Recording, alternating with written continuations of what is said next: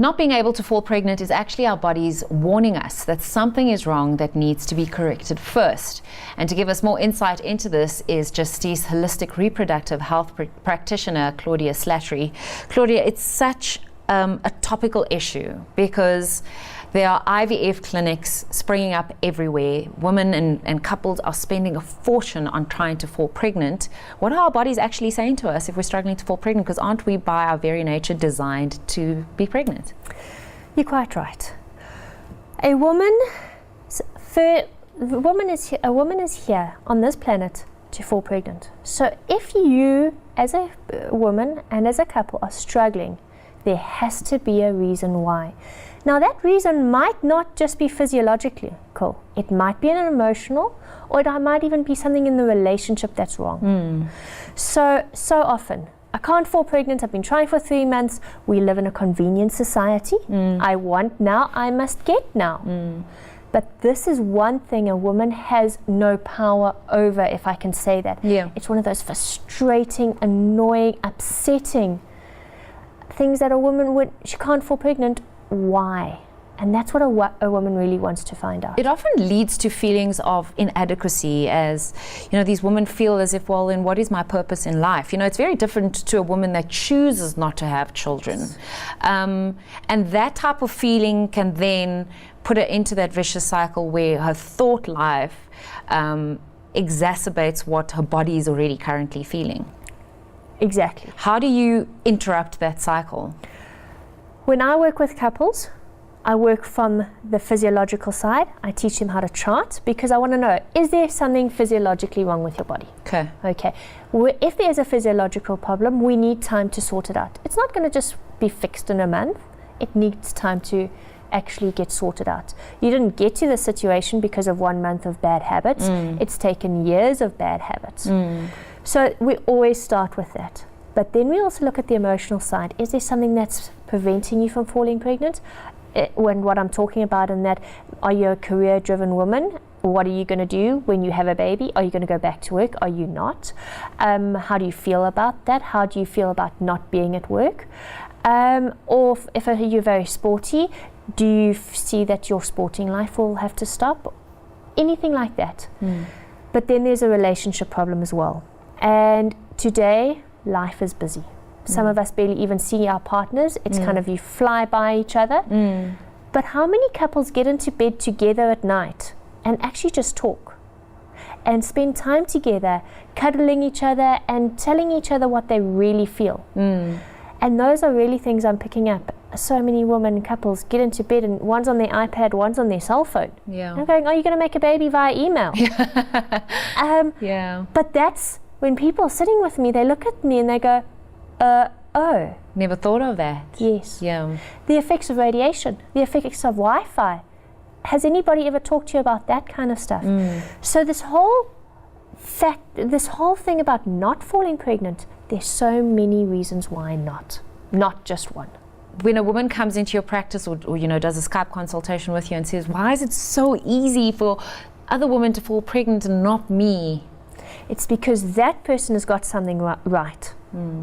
Where you have got a wake-up call.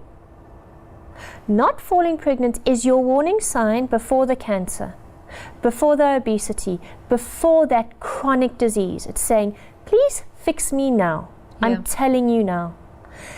And if you listen to that, your journey of this process of charting, of changing your lifestyle, changing your habits, you will understand why you couldn't fall pregnant. A baby's very, very clever. They come to you when they know you and your relationship are in a good space. You said that you experienced some great results where people haven't fallen pregnant via IVF. Why is IVF such a hit and miss scenario? Everybody who can't fall pregnant gets IVF. But IVF is tailored for certain conditions, not just for everything. So I've had couples in my office who have been told that their eggs are old, and I walk into this relationship and I go, there's nothing wrong with your eggs. There's something wrong with this relationship. So how can IVF solve a relationship problem? It's not going to. And it just masks a problem.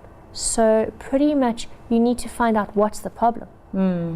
And often it's a multitude, it's a couple of things. Yeah, a friend of mine struggled to fall pregnant. She tried IVF 3 times, then gave up and then fell pregnant.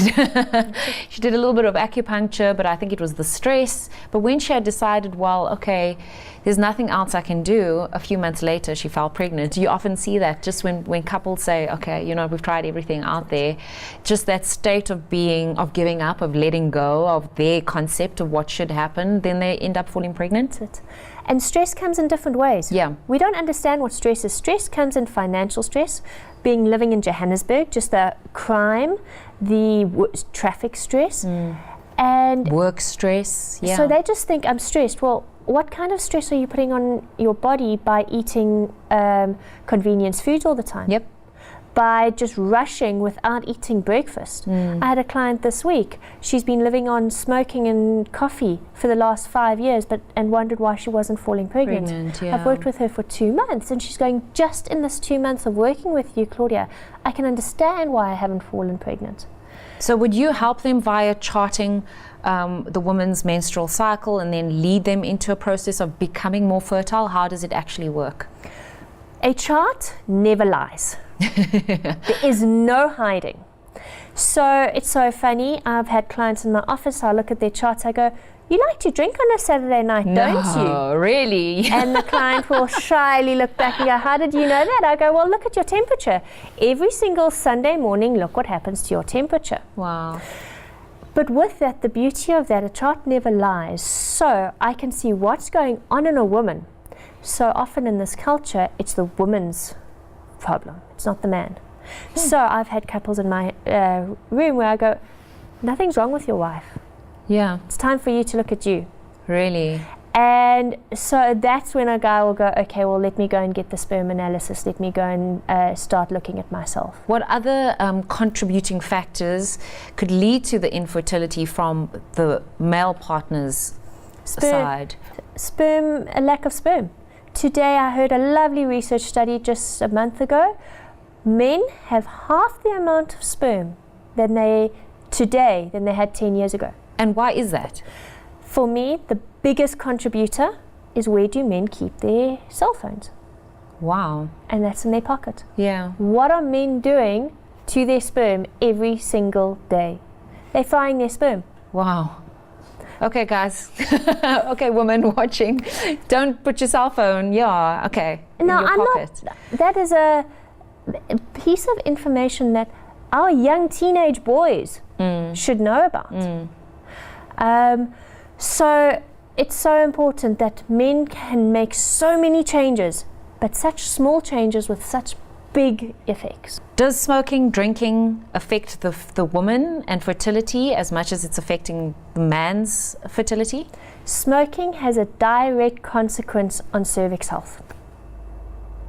So it's quite incredible that smoking in your mouth can affect your vagina. And secondary smoke?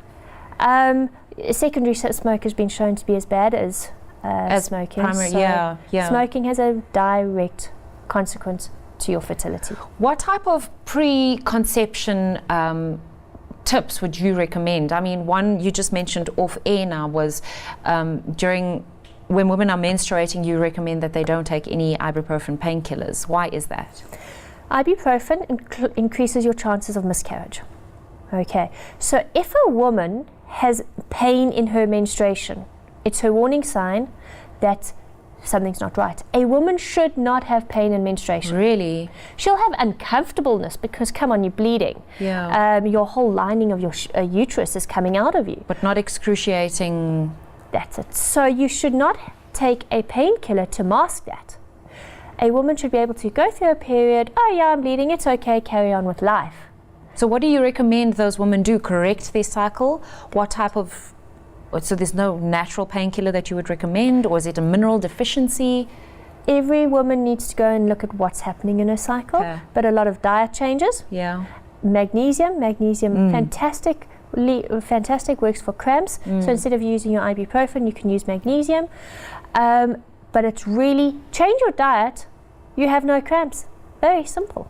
But we're living in the state of convenience where we want now, we get now, we're going from one meal to another without any planning. You said you should start a year before. I've heard That's 3 right. months, but you say a good year before. A good year. To really get your cycles healthy, to get emotionally ready, and so that when you do want to start trying, you fall pregnant easily. Amazing. Well, thank you for what a refreshing topic and just some great information that you brought through. I know many women that have struggled to fall pregnant, and I know that now that there really is hope for them. They've tried IVF a couple of times, and some of them have given up hope. So it's great that all our viewers out there will be injected with this new hope if you are trying to fall pregnant. That's unfortunately all the time that we have for today. It's been an amazing episode. Thank you for watching Real Health, and a special thanks to all our guests on today's show. If you want to get in touch with any of them, you can visit our website, thehomechannel.co.za, for all of their details. You can also write to us at info@thehomechannel.co.za. If you have an amazing testimony or story to share with us, we'd love to hear from you.